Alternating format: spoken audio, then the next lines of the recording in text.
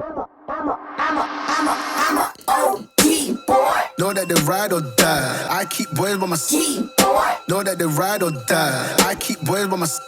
OG boy. Day we hustle, but the night we OG boy. Know that they ride or die. I'm a OG boy. Hey you guys, what's going on? Hope all is well. I want to read your story, and the source is ABC News, and it says Philippine Church Leader charged with sex child trafficking. Wow. I mean, this is something that's been going on in the churches for a while, for a long time. So it reads, the leader of a Philippine-based church has been charged with having sex with underage girls who face threats of eternal damnation unless they cater to the self-proclaimed Son of God. Wow, isn't he a bold one? I'm telling you, these people appoint themselves to be self-pastors and leaders in the ministry, and God did not call them to do anything. Because if God called you to be a leader over his sheep, he would not have you doing perverse things. He would not have you stealing. He would not have you lying. He would not have you committing violent acts of crimes. So that's first and foremost. Jesus was not that type of person. The only time you saw him get angry is when they turned the storehouse into a den of thieves, meaning when you bring offerings to the Lord, nothing is supposed to be blemished or damaged or sick or lame or anything. It's supposed to be, everything's supposed to be in order, in other words. So let me get back to this story before I start preaching my sermon. Los Angeles. This is in Los Angeles. The leader of a Philippines-based church was charged with having sex with women and underage girls who face threats of abuse and eternal damnation unless they cater to the self-proclaimed Son of God, federal prosecutors announced on Thursday. What a pig. Apollo Carrion, I believe it's Quibolio. I don't know how to say it, and I'm saying it the way I can see it. And two of his top administrators are among 9 people named in a indictment returned by a federal grand jury last week and unsealed Thursday. The indictment includes 3 Los Angeles-based administrators of Quibollois. I don't know how to say it. I'm saying it the best way I can. His church, who were charged last year. The new indictments also names a church administrator, oh gosh, in Hawaii, you guys. So this is going far beyond. Sit still. Quibollois, 71, is head of the Kingdom of Jesus Christ Church, founded in 1985. The church claims to have 6 million members in about 200 countries. Its United States headquarters is in the Van Nuys area of Los Angeles. The church backed the 2016 candidacy of Philippine President Rodrigo I don't know how to say his name. Duterte, I don't know. That's his name today because I don't know how to say all these different names. A close friend of the pastor. Duterte, whatever his name is, Duterte or something, used the group's radio and TV program in southern Davao City to express his views on issues way back when he was mayor of the southern port city. So what he is saying here is that this guy, I guess is Duterte. I don't know. Duterte. I don't know. Duterte or something like that. And Quibollois. Okay, I got it. Quibollois claims to be the appointed Son of God. Hogwash. And in 2019 claimed he stopped a major earthquake from hitting the southern Philippines. Boy, y'all, let me tell you something. If you don't read your Bible, you'll fall for anything. The superseding indictment contains a raft of charges, including conspiracy, sex trafficking of children, sex trafficking by force, fraud and coercion, marriage fraud, money laundering, cash smuggling, and visa fraud. So he had people under false visas here, making them sex slaves.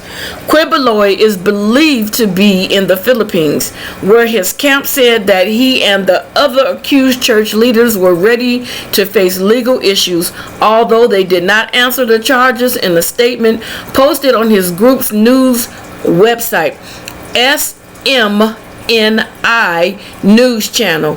So this dude is too much for me. We are confident and ready to face whatever is hurled against Pastor Quibeloy and the kingdom leaders, said the statement, which was attributed to an unnamed church legal counsel and accused. These folks, I'm telling you, dissidents of bringing up the charges to deploy and to destroy Quibeloy's. Wow. So they want to sit here and lie. We trust the process of justice, and we certainly expect the truth to prevail, and the kingdom ministry will continue to prosper. Yeah, with all those lies and people not reading and paying attention, I'm sure you will, as long as you got them brainwashed. Philippine Justice Secretary Menardo Guevara said Quibeloy was not facing any complaint in his country related to the U.S. charges.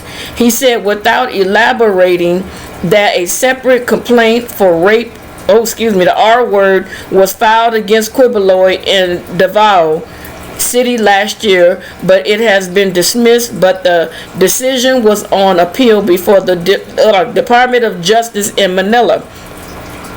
The dismissed complaint included charges of child abuse, trafficking in persons through forced labor, and trafficking in person through sexual abuse, Guevara told reporters in Manila.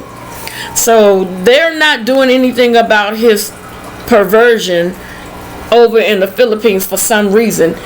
The indictment accuses Quibeloy and others of recruiting women and girls, typically ages 12 to 25 years old, as pastorals, who cooked his meals, cleaned his house, massaged him, and traveled with him around the world. Some also had sex with Quibeloy on scheduled nights of duty. Wow. Including some minors, such as a 15-year-old girl, according to the indictment. They were coerced into night duty under the threat of physical and verbal abuse and eternal damnation, according to the indictment. What a sick individual. You even got to watch these preachers now. Trust and believe me. Quibeloy and the others also are accused of bringing church members to the U.S. with fraudulently obtained student visas or sham marriages to solicit donations for the church's charity, based in the Los Angeles suburb of Glendale. And I know exactly where Glendale is. Workers who managed to escape from the church told the FBI that they worked year-round and were beaten and psychologically abused if they didn't make daily quotas, according to court documents from the previous indictment. Some describe having to live in cars at truck stops. Wow, this is really, really sad here. This is horrible.